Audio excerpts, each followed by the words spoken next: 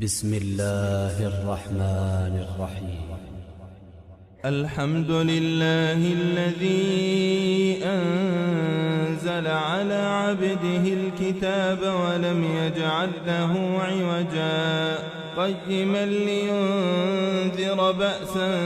شديدا من لدنه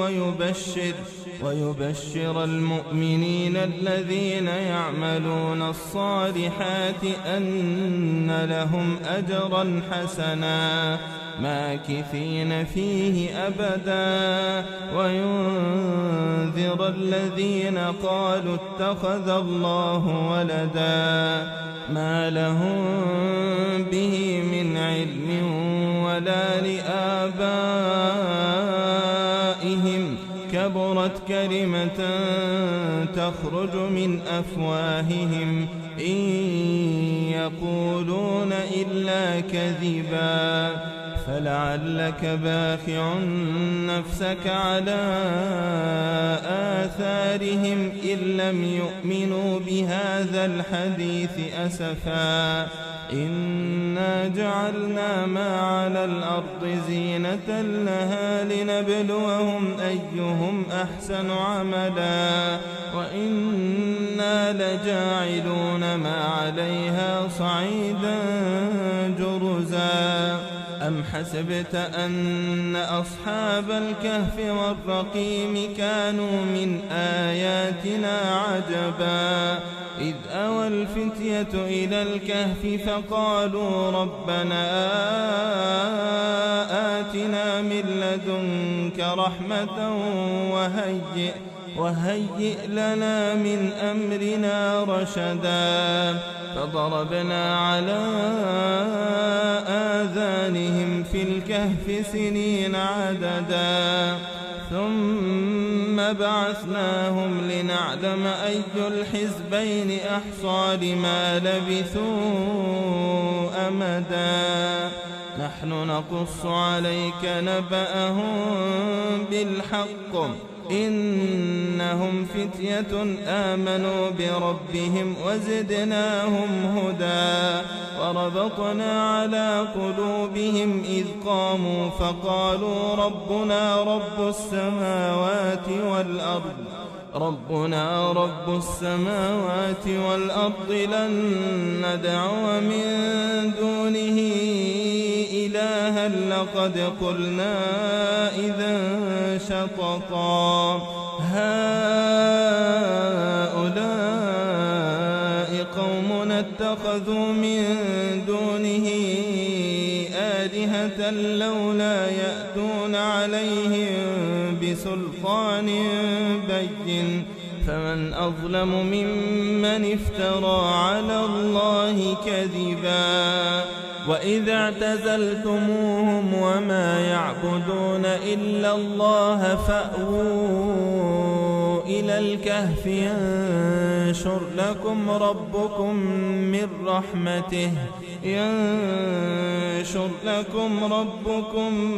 من رحمته ويهيئ لكم من أمركم مرفقا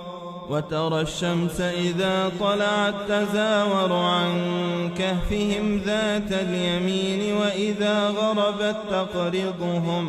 وإذا غربت تقرضهم ذات الشمال وهم في فجوة منه ذلك من آيات الله من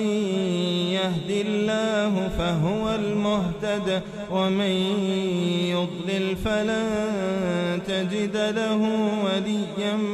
مرشدا وتحسبهم أيقاظا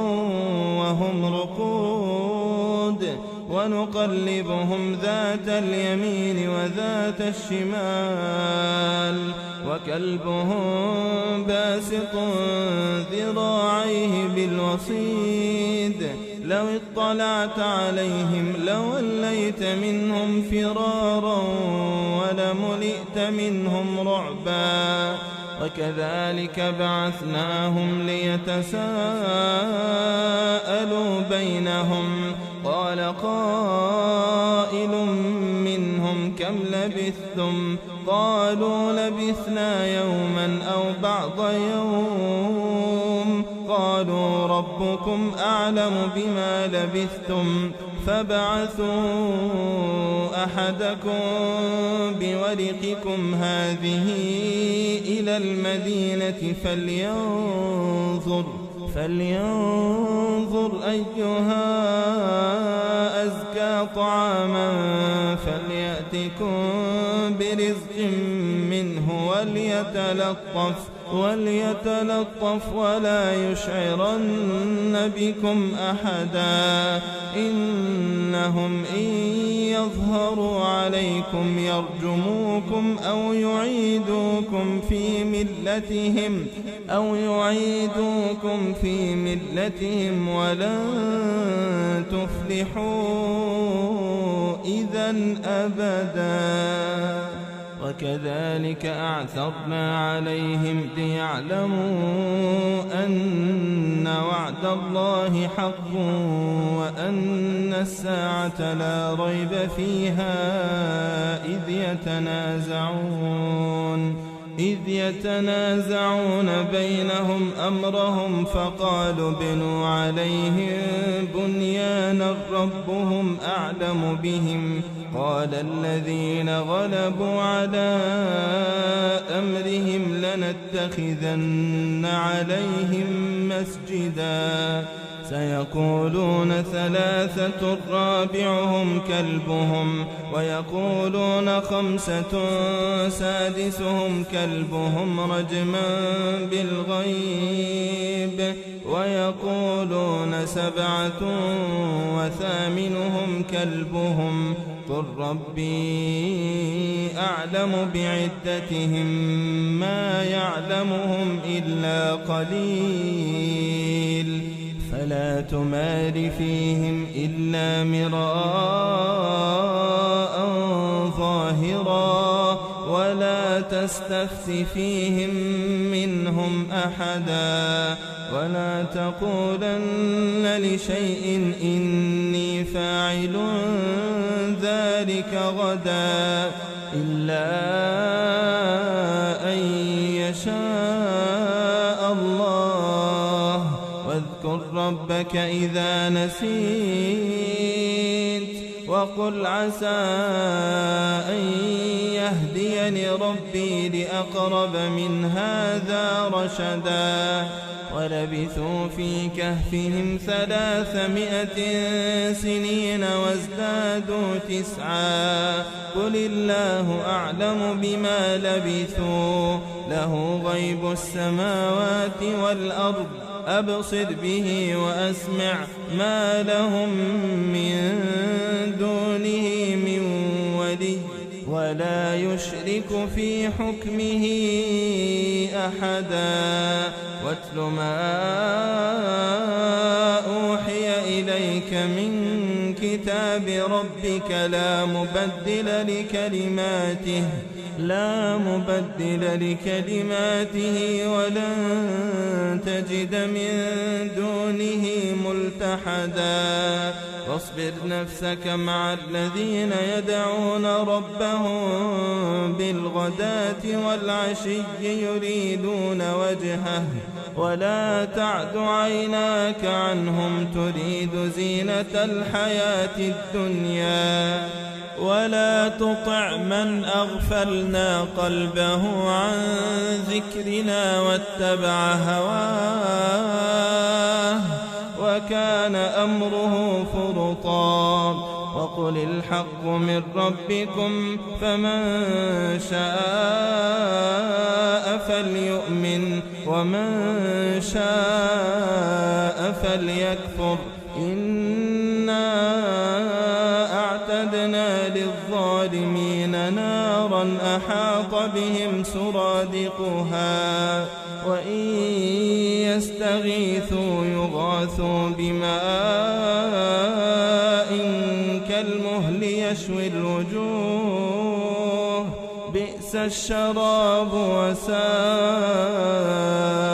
مرتفقا إن الذين آمنوا وعملوا الصالحات إنا لا نضيع أجر من أحسن عملا أولئك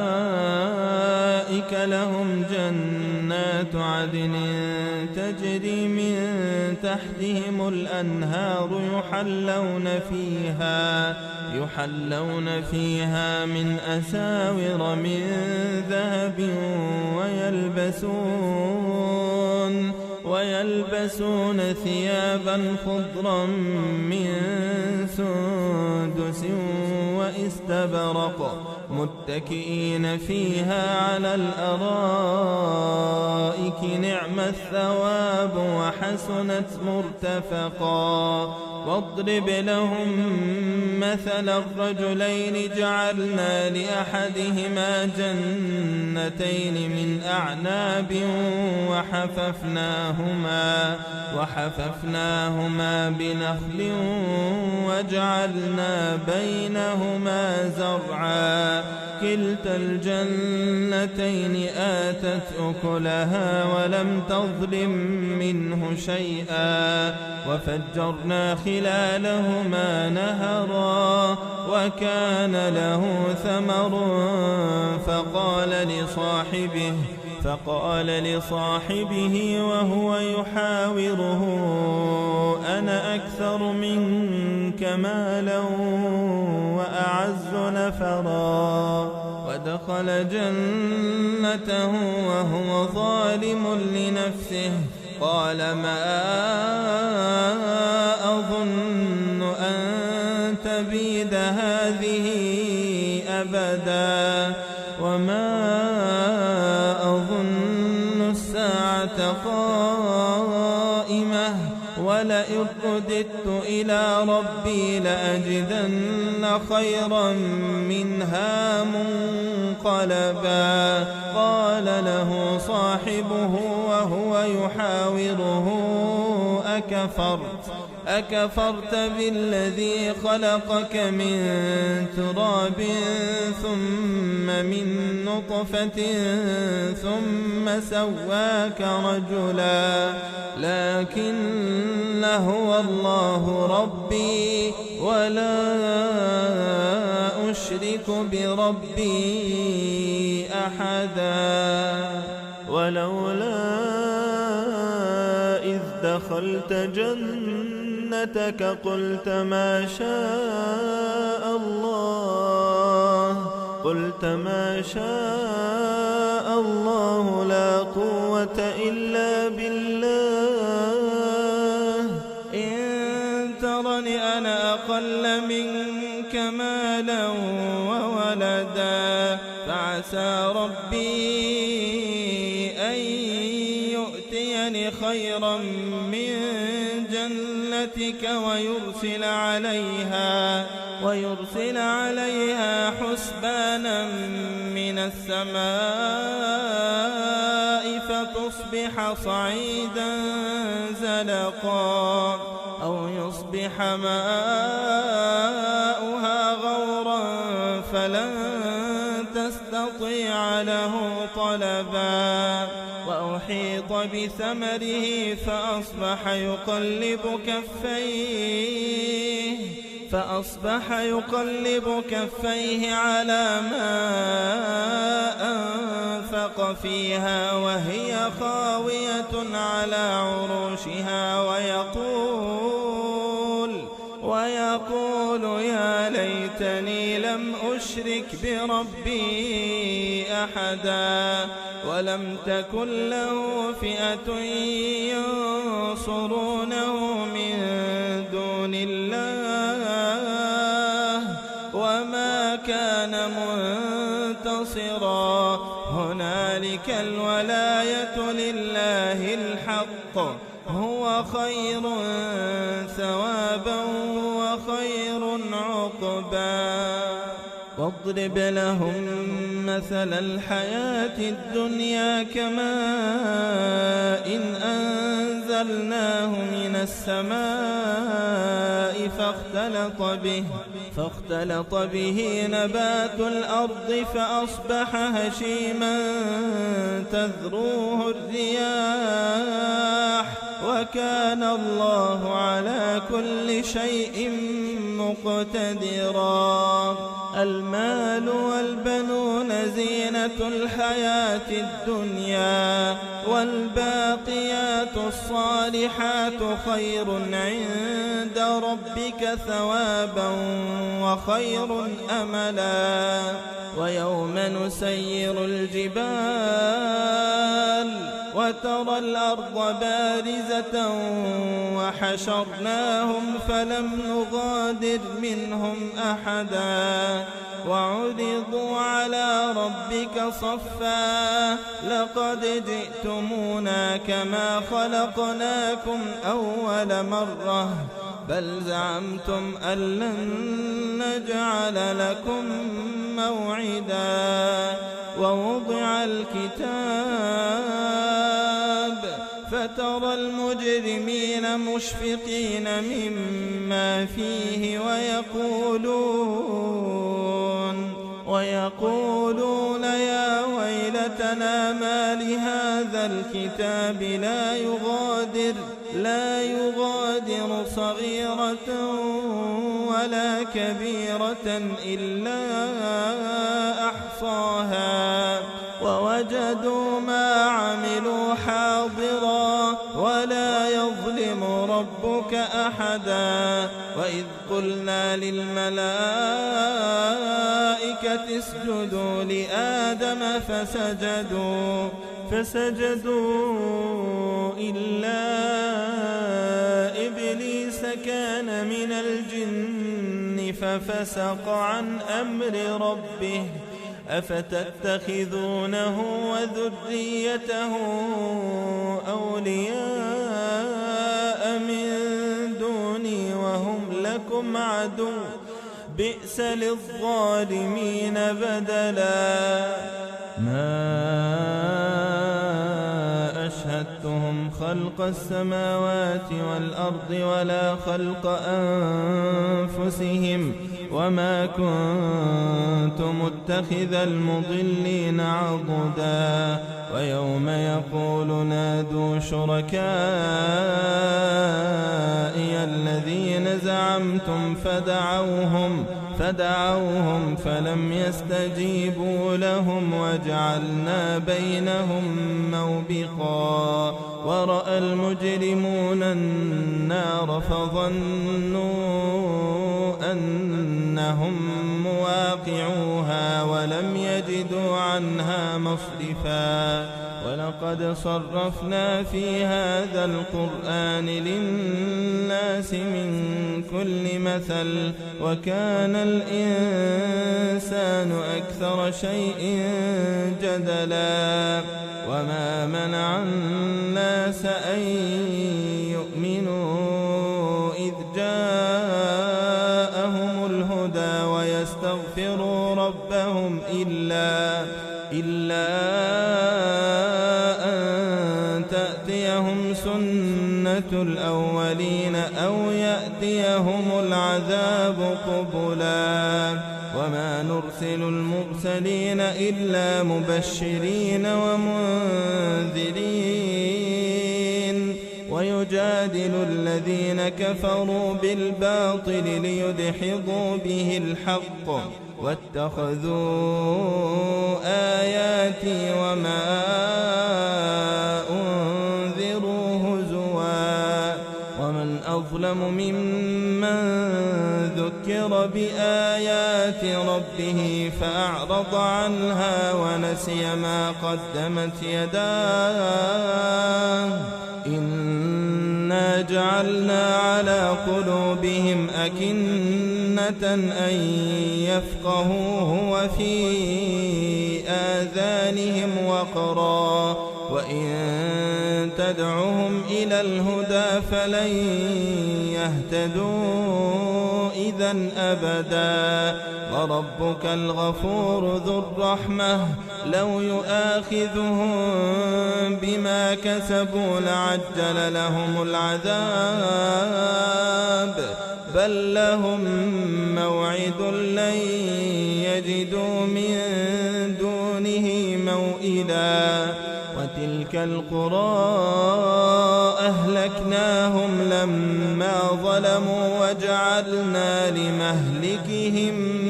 موعدا وإذ قال موسى لفتاه لا أبرح حتى أبلغ مجمع البحرين أو أمضي حقبا فلما بلغا مجمع بينهما نسيا حوتهما فاتخذ سبيله في البحر سربا فلما جاوزا قال لفتاه آتنا غداءنا لقد لقينا من سفرنا هذا نصبا قال أرأيت إذ أوينا إلى الصخرة فإني نسيت الحوت وما أنسانيه إلا الشيطان أن أذكره واتخذ سبيله في البحر عجبا قال ذلك ما كنا نبغ فارتدا على آثارهما قصصا فوجدا عبدا من عبادنا آتيناه رحمة من عندنا وعلمناه من لدنا علما قال له موسى هل أتبعك على أن تعلمني مما علمت رشدا قال إنك لن تستطيع معي صبرا وكيف تصبر على ما لم تحط به خبرا قال ستجدني إن شاء الله صابرا ولا أعصي لك أمرا قال فإن اتبعتني فلا تسألني عن شيء حتى أحدث لك منه ذكرا فانطلقا حتى إذا ركبا في السفينة خرقها قال خرقتها لتغرق أهلها لقد جئت شيئا إمرا قال ألم أقل إنك لن تستطيع معي صبرا قال لا تؤاخذني بما نسيت ولا ترهقني من أمري عسرا فانطلقا حتى إذا لقيا غلاما فقتله قال أقتلت نفسا زكية بغير نفس لقد جئت شيئا نكرا قال ألم أقل لك إنك لن تستطيع معي صبرا قال إن سألتك عن شيء بعدها فلا تصاحبني قد بلغت من لدني عذرا فانطلقا حتى إذا أتيا أهل قرية استطعما أهلها فأبوا أن يضيفوهما فوجدا فيها جدارا يريد أن ينقض فأقامه قال لو شئت لاتخذت عليه أجرا قال هذا فراق بيني وبينك سأنبئك بتأويل ما لم تستطع عليه صبرا أما السفينة فكانت لمساكين يعملون في البحر فأردت أن أعيبها وكان وراءهم ملك يأخذ كل سفينة غصبا وأما الغلام فكان أبواه مؤمنين فخشينا أن يرهقهما طغيانا وكفرا فأردنا أن يبدلهما ربهما خيرا منه زكاة وأقرب رحما وأما الجدار فكان لغلامين يتيمين في المدينة وكان تحته كنز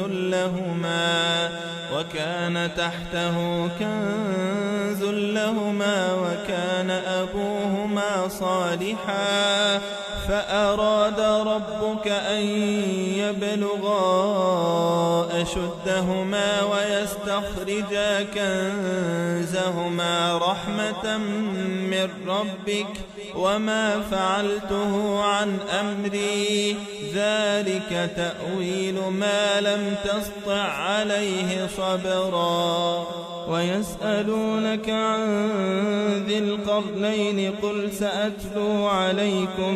منه ذكرا إنا مكنا له في الأرض وآتيناه من كل شيء سببا فأتبع سببا حتى إذا بلغ مغرب الشمس وجدها تغرب في عين حمئة ووجد عندها قوما قلنا يا ذا القرنين إما أن تعذب وإما أن تتخذ فيهم حسنا قال أما من ظلم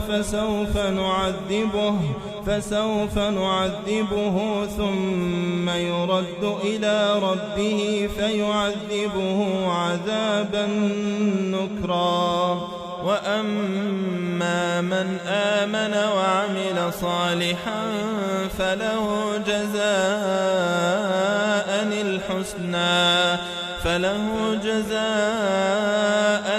الحسنى وسنقول له من أمرنا يسرا ثم أتبع سببا حتى إذا بلغ مطلع الشمس وجدها تطلع على قوم لم نجعل لهم من دونها سترا كذلك وقد أحطنا بما لديه خبرا ثم أتبع سببا حتى إذا بلغ بين السدين وجد من دونهما قوما لا يكادون يفقهون قولا قالوا يا ذا القرنين إن يأجوج ومأجوج مفسدون في الأرض فهل نجعل لك خرجا على أن تجعل بيننا وبينهم سدا قال ما مكني فيه ربي خير فأعينوني بقوة أجعل بينكم وبينهم ردما آتوني زبر الحديد حتى إذا ساوى بين الصدفين قال انفخوا حتى إذا جعله نارا قال آتوني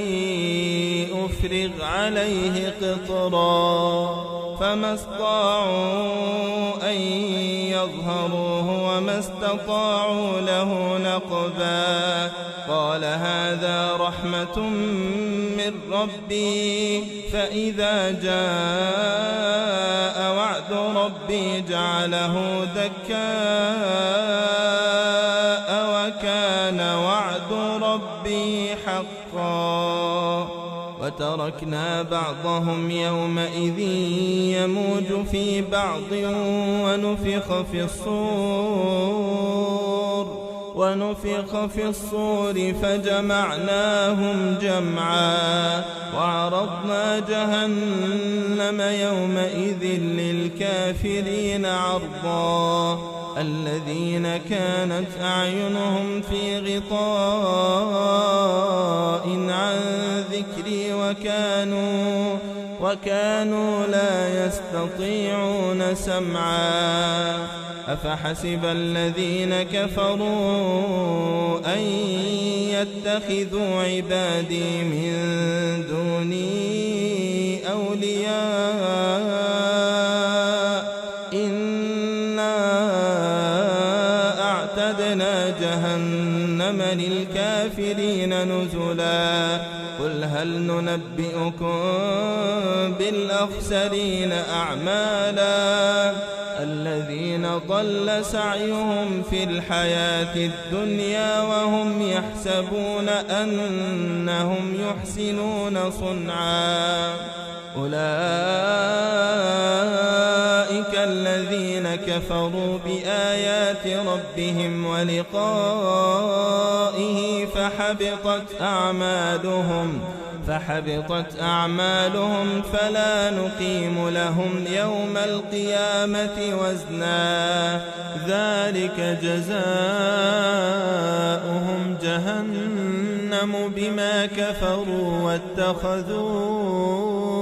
آياتي ورسلي هزوا إن الذين آمنوا وعملوا الصالحات كانت لهم جنات الفردوس نزلا خالدين فيها لا يبغون عنها حولا قل لو كان البحر مدادا لكلمات ربي لنفد البحر قبل أن تنفد كلمات ربي ولو جئنا بمثله مددا قل إنما أنا بشر مثلكم يوحى إلي أنما إلهكم إله واحد فمن كان يرجو لقاء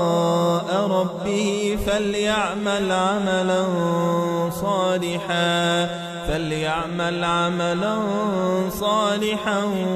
ولا يشرك بعبادة ربه أحدا. بسم الله الرحمن الرحيم.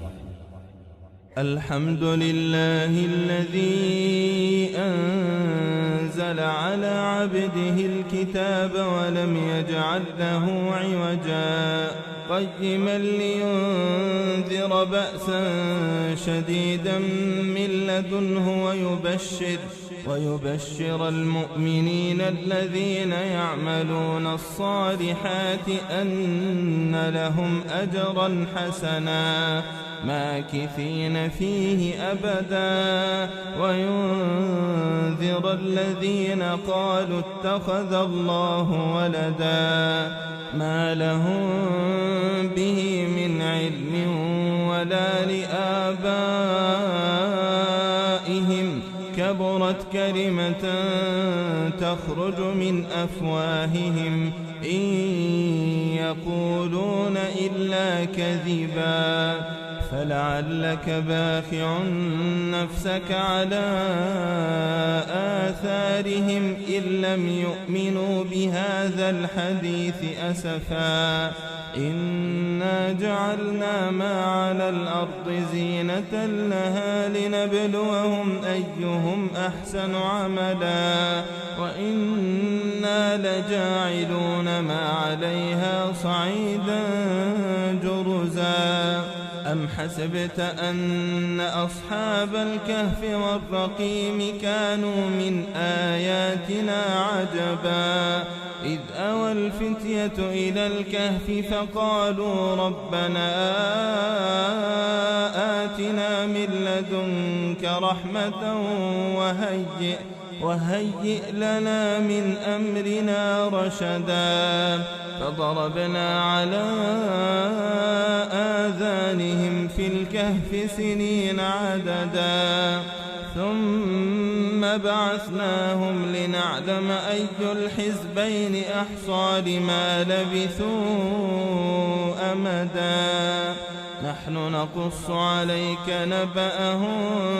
بالحق إنهم فتية آمنوا بربهم وزدناهم هدى وربطنا على قلوبهم إذ قاموا فقالوا ربنا رب السماوات والأرض لن ندعو من دونه إلها لقد قلنا إذا شططا هؤلاء قومنا اتخذوا من دونه آلهة لولا يأتون عليهم بسلطان بين فمن أظلم ممن افترى على الله كذبا وإذا اعتزلتموهم وما يعبدون إلا الله فأووا إلى الكهف ينشر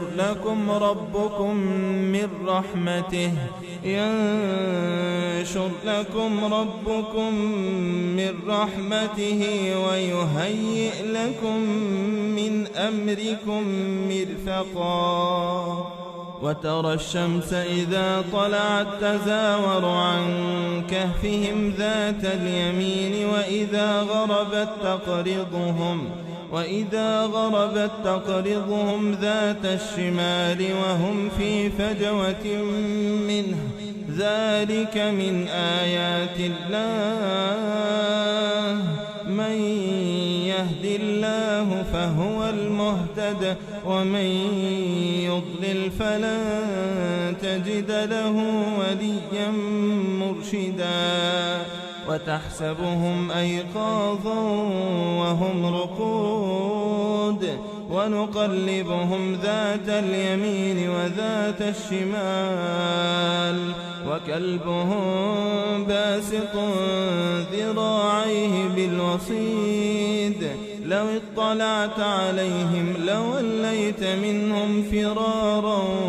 ولملئت منهم رعبا وكذلك بعثناهم ليتساءلوا بينهم قال قائل منهم كم لبثتم قالوا لبثنا يوما أو بعض يوم قالوا ربكم أعلم بما لبثتم فابعثوا أحدكم بورقكم هذه إلى المدينة فلينظر أيها أزكى طعاما فليأتكم برزق منه وليتلطف ولا يشعرن بكم أحدا إنهم إن يظهروا عليكم يرجموكم أو يعيدوكم في ملتهم ولن تفلحوا إذن أبدا وكذلك أعثرنا عليهم ليعلموا أن وعد الله حق وأن الساعة لا ريب فيها إذ يتنازعون بينهم أمرهم فقالوا بنوا عليهم بنيانا ربهم أعلم بهم قال الذين غلبوا على أمرهم لنتخذن عليهم مسجدا سيقولون ثلاثة رابعهم كلبهم ويقولون خمسة سادسهم كلبهم رجما بالغيب ويقولون سبعة وثامنهم كلبهم قل ربي أعلم بعدتهم ما يعلمهم إلا قليل فلا تمار فيهم إلا مراء ظاهرا ولا تستفت فيهم منهم أحدا ولا تقولن لشيء إني فاعل ذلك غدا إلا أن يشاء الله واذكر ربك إذا نسيت وقل عسى أن يهديني ربي لأقرب من هذا رشدا ولبثوا في كهفهم 300 سنين وازدادوا 9 قل الله أعلم بما لبثوا له غيب السماوات والأرض أبصر به وأسمع ما لهم من دونه من ولي ولا يشرك في حكمه أحدا واتل ما أوحي إليك من كتاب ربك لا مبدل لكلماته ولن تجد من دونه ملتحدا واصبر نفسك مع الذين يدعون ربهم بالغداة والعشي يريدون وجهه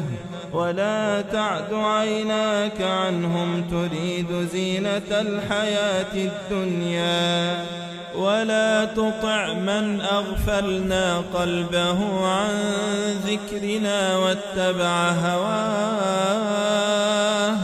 وكان أمره فرطا وقل الحق من ربكم فمن شاء فليؤمن ومن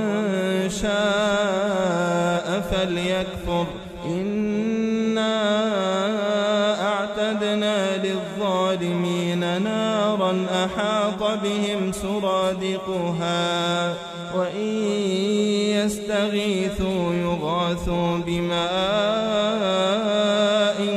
كالمهل يشوي الوجوه بئس الشراب وساءت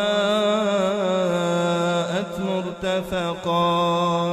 إن الذين آمنوا وعملوا الصالحات إنا لا نضيع أجر من أحسن عملا أولئك لهم جنات عدن تجري من تحتهم الأنهار يحلون فيها من أساور من ذهب ويلبسون ثيابا خضرا من سندس واستبرق متكئين فيها على الأرائك نعم الثواب وحسنت مرتفقا واضرب لهم مثل الرجلين جعلنا لأحدهما جنتين من أعناب وحففناهما بنخل وجعلنا بينهما زرعا كلتا الجنتين آتت أكلها ولم تظلم منه شيئا وفجرنا خلالهما نهرا وكان له ثمر فقال لصاحبه وهو يحاوره: أنا أكثر منك مالا وأعز نفرا. ودخل جنته وهو ظالم لنفسه. قال: ما أظن أن تبيد هذه أبدا، وما أظن الساعة قائمة، ولئن رددت إلى ربي لأجدن خيرا منها منقلبا. قال له صاحبه وهو يحاوره: أكفرت بالذي خلقك من تراب ثم من نطفة ثم سواك رجلا، لكن هو الله ربي ولا أشرك بربي أحدا. ولولا إذ دخلت جنتك قلت ما شاء الله لا قوة إلا بالله. إن ترني أنا أقل منك مالا وولدا، فعسى ربي أن يؤتيني خيرا من جنتك ويرسل عليها حسبانا من السماء فتصبح صعيدا زلقا، أو يصبح ماؤها غورا فلن تستطيع له طلبا. وأحيط بثمره فأصبح يقلب كفيه على ما أنفق فيها وهي خاوية على عروشها ويقول يا ليتني لم أشرك بربي أحدا. ولم تكن له فئة ينصرونه من دون الله وما كان منتصرا. هنالك الولاية لله الحق، هو خير ثوابا وخير عقبا. واضرب لهم مثل الحياة الدنيا كماء أنزلناه من السماء فاختلط به نبات الأرض فأصبح هشيما تذروه الرياح، وكان الله على كل شيء مقتدرا. المال والبنون زينة الحياة الدنيا، والباقيات الصالحات خير عند ربك ثوابا وخير أملا. ويوم نسير الجبال وترى الأرض بارزة وحشرناهم فلم نغادر منهم أحدا، وعرضوا على ربك صفا لقد جئتمونا كما خلقناكم أول مرة بل زعمتم أن لن نجعل لكم موعدا. ووضع الكتاب فترى المجرمين مشفقين مما فيه ويقولون يا ويلتنا ما لهذا الكتاب لا يغادر صغيرة ولا كبيرة إلا أحصاها ووجدوا ما عملوا حاضرا ولا يظلم ربك أحدا وإذ قلنا للملائكة اسجدوا لآدم فسجدوا إلا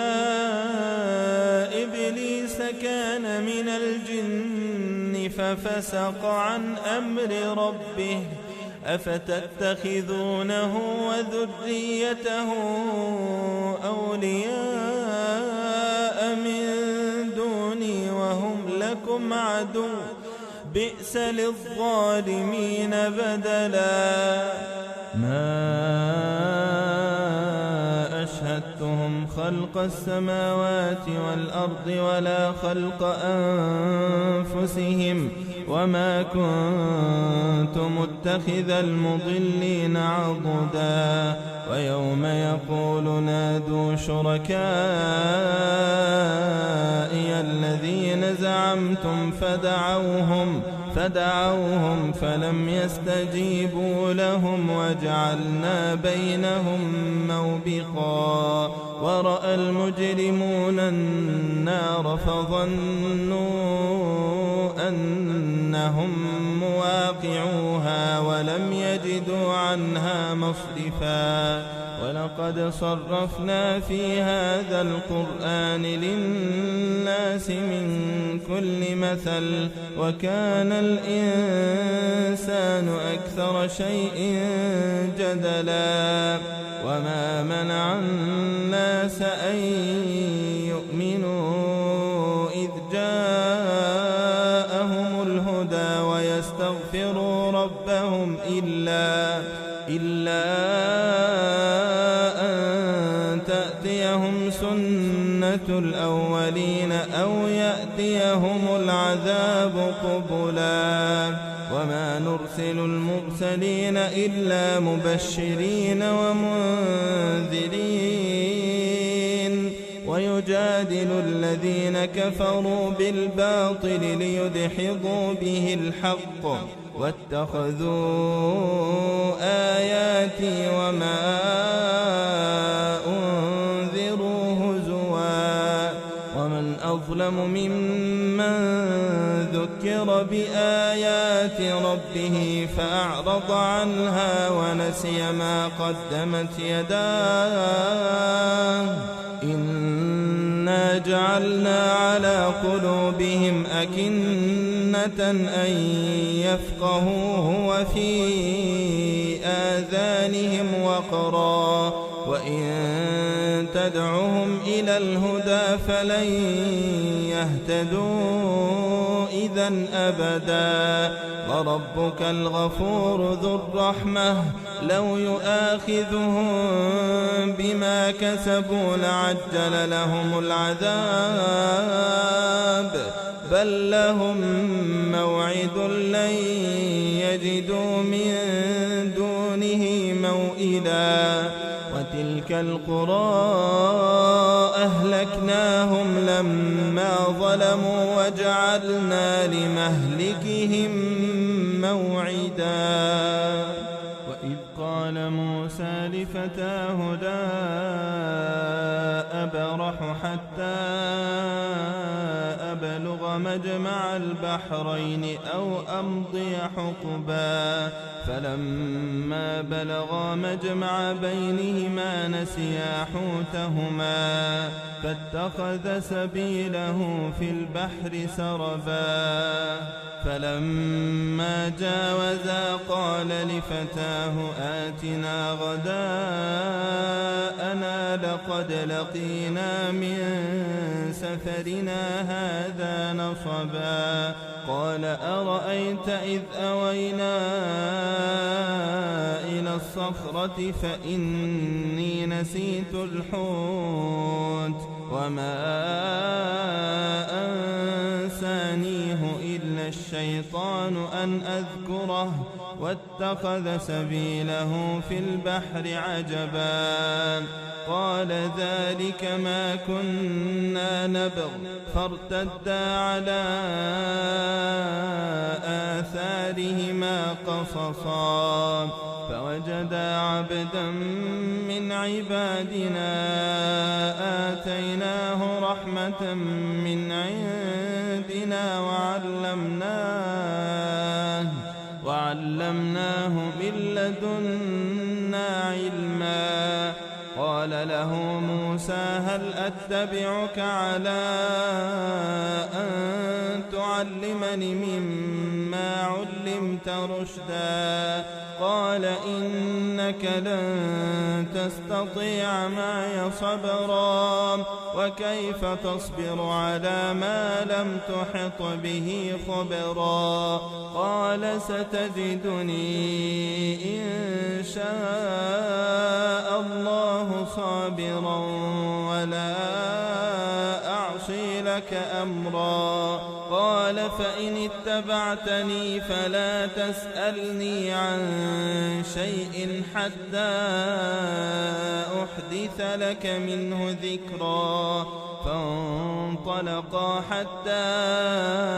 إذا ركبا في السفينة خرقها قال خرقتها لتغرق أهلها لقد جئت شيئا إمرا. قال ألم أقل إنك لن تستطيع معي صبرا؟ قال لا تؤاخذني بما نسيت ولا ترهقني من أمري عسرا. فانطلقا حتى إذا لقيا غلاما فقتله. قال أقتلت نفسا زكية بغير نفس لقد جئت شيئا نكرا. قال ألم أقل لك إنك لن تستطيع معي صبرا؟ قال إن سألتك عن شيء بعدها فلا تصاحبني قد بلغت من لدني عذرا. فانطلقا حتى إذا أتيا أهل قرية استطعما أهلها فأبوا أن يضيفوهما فوجدا فيها جدارا يريد أن ينقض فأقامه. قال لو شئت لاتخذت عليه أجرا. قال هذا فراق بيني وبينك سأنبئك بتأويل ما لم تستطع عليه صبرا. أما السفينة فكانت لمساكين يعملون في البحر فأردت أن أعيبها وكان وراءهم ملك يأخذ كل سفينة غصبا. وأما الغلام فكان أبواه مؤمنين فخشينا أن يرهقهما طغيانا وكفرا. فأردنا أن يبدلهما ربهما خيرا منه زكاة وأقرب رحما. وأما الجدار فكان لغلامين يتيمين في المدينة وكان تحته كنز لهما وكان أبوهما صالحا فأراد ربك أن يبلغا أشدهما ويستخرجا كنزهما رحمة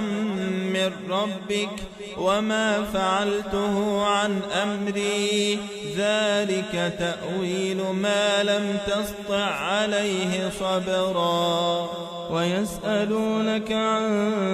ذي القرنين قل سأتلو عليكم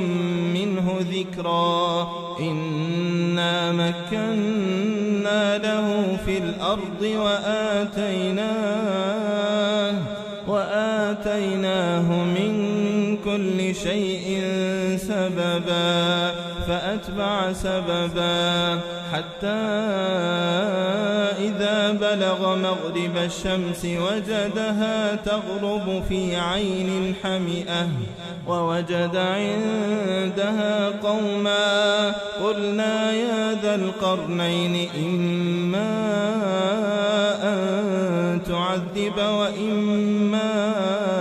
أن تتخذ فيهم حسنا قال أما من ظلم فسوف نعذبه ثم يرد إلى ربه فيعذبه عذابا نكرا وأما من آمن وعمل صالحا فله جزاء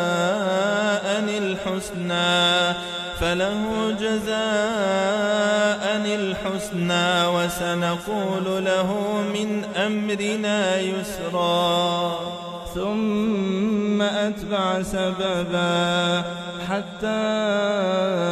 إذا بلغ مطلع الشمس وجدها تطلع على قوم لم نجعل لهم من دونها سترا كذلك وقد أحطنا بما لديه خبرا ثم أتبع سببا حتى إذا بلغ بين السدين وجد من دونهما قوما لا يكادون يفقهون قولا قالوا يا ذا القرنين إن يأجوج ومأجوج مفسدون في الأرض فهل نجعل لك خرجا على أن تجعل بيننا وبينهم سدا قال ما مكني فيه ربي خير فأعينوني بقوة أجعل بينكم وبينهم ردما آتوني زبر الحديد حتى إذا ساوى بين الصدفين قال انفخوا حتى إذا جعله نارا قال آتوني أفرغ عليه قطرا فما استطاعوا أن يظهروه وما استطاعوا له نقبا قال هذا رحمة من ربي فإذا جاء وعد ربي جعله دكاء وكان وعد ربي حقا وتركنا بعضهم يومئذ يموج في بعض ونفخ في الصور فجمعناهم جمعا وعرضنا جهنم يومئذ للكافرين عرضا الذين كانت أعينهم في غطاء عن ذكري وكانوا لا يستطيعون سمعا أفحسب الذين كفروا أن يتخذوا عبادي من دوني أولياء إنا أعتدنا جهنم للكافرين نزلا قل هل ننبئكم بالأخسرين أعمالا الذين ضل سعيهم في الحياة الدنيا وهم يحسبون أنهم يحسنون صنعا أولئك الذين كفروا بآيات ربهم ولقائه فحبطت أعمالهم فلا نقيم لهم يوم القيامة وزنا ذلك جزاؤهم جهنم بما كفروا واتخذوا بآياتي ورسلي هزوا إن الذين آمنوا وعملوا الصالحات كانت لهم جنات الفردوس نزلا خالدين فيها لا يبغون عنها حولا قل لو كان البحر مدادا لكلمات ربي لنفد البحر قبل أن تنفد كلمات ربي ولو جئنا بمثله مددا قل إنما أنا بشر مثلكم يوحى إلي أنما إلهكم إله واحد فمن كان يرجو لقاء ربه فليعمل عملا صالحا ولا يشرك بعبادة ربه أحدا.